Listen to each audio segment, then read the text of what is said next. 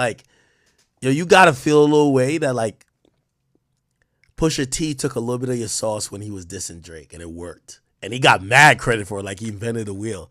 And then Kendrick took a little bit of Pusha's sauce, and definitely just everybody who's been successful, or at least gotten some credit of having some success against Drake in terms of competition lyrically or whatever. Like, Joe is giving a lot of blueprint. It's just that when he did it, Drake was just like, Drake just clowned him out, man. Like, he's just like, yo, man, who gives a fuck about this guy? You get what I mean? But like, these I'm not a one-hit wonder. They all know my stuff. Yeah, man, he clowned him out. But like, go listen to Wake. Go listen to some of these tracks, and you're gonna see a lot of like Kendrick Euphoria. It's no way Kendrick wrote Euphoria without listening to Joe Budden's diss song in the last week or two before he wrote it. Reason being, Joe eloquently put out certain themes and certain things that he could go down those routes to try to attack Drake. Drake didn't bite at all, though, so like he never got to do it, right? Like, and by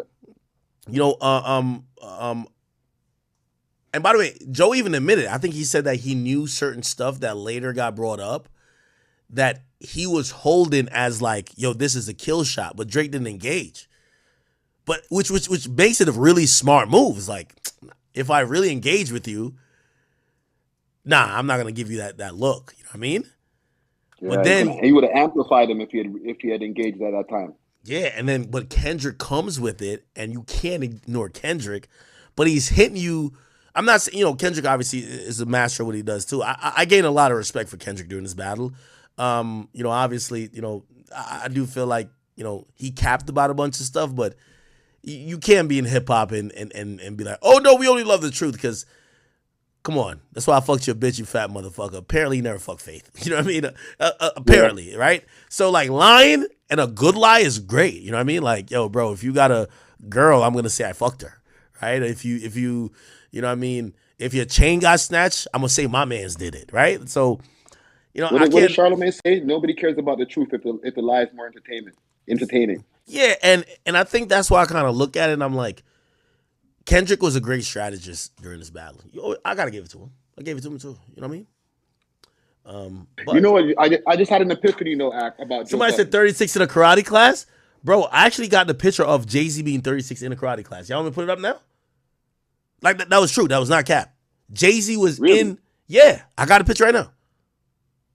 I know he was doing something with the Billy Blanks guy, who did the Tybo thing. Nah, Chad, I'm trolling. I'm trolling. Right? I'll be like his hip hop history.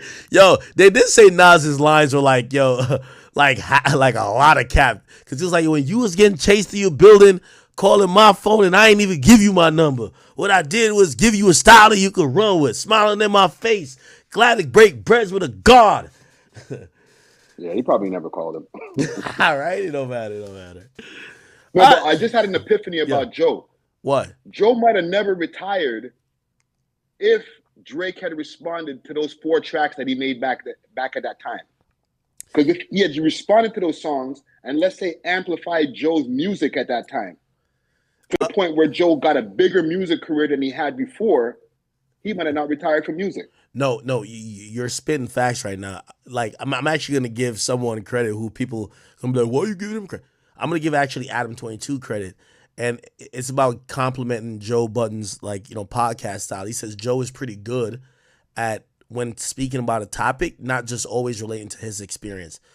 Let's be clear. The rumors are that Drake fucked Joe's longtime ex Tahiri, or brought her to some island and allegedly messed with her. Bro, if I'm Joe, every time it comes up that a nigga is now trying to knock Drake head in for fucking their girl, I would mention that he did it to me. Joe does not even mention it at all. Like, he talks about it as a neutral arbiter, which is like, bro, if a nigga robbed you and now you're covering him robbing other niggas, you'd be like, bro, it's the same way he robbed me, right? Like, you would just constantly bring it up. Joe is pretty good at never doing that, right? So I agree with you with that. And I felt like he stayed impartial and just kind of played the to a certain extent, because I think recently he couldn't wait for Drake to lose. But he stayed within the podcast realm. Not only that, I think ironically, I think there's so much irony in Joe's career, because I think the other half of the reason why he retired, I think is Jay, honestly. Tell me why. So, Jay, Def Jam, his impact on the game, and just how the trajectory of like major labels and even somebody like Jay-Z pushed it, I believe that was very influential for Joe to realize, like, yo, this game isn't meant for somebody like you. You get what I'm saying?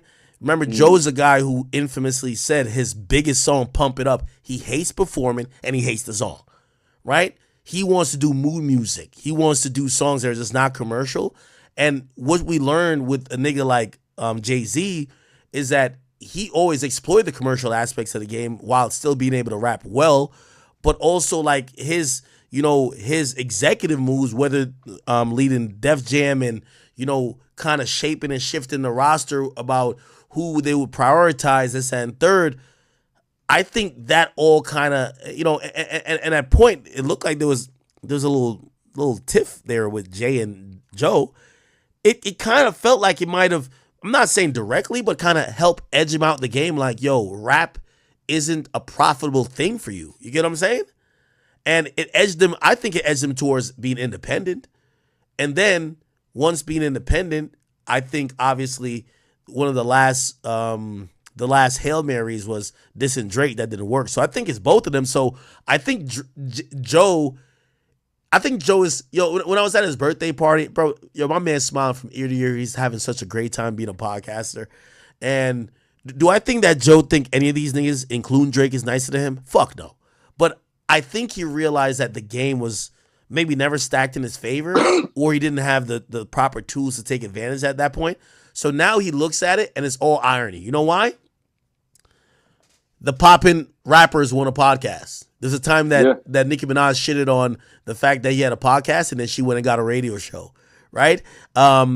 He's also watching some of these artists who, remember him and Joe, and he always thought that he was a guy that was just independent and people could, kind of bully him around. He's watching that happen with Jay-Z and Drake, because that's what's happening.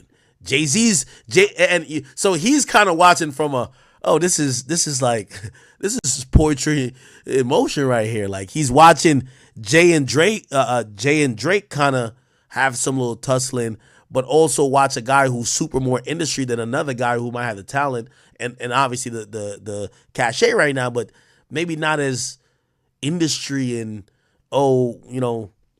hanging out with Jack Dorsey type of shit. And he's watching people go through the same shit he has, because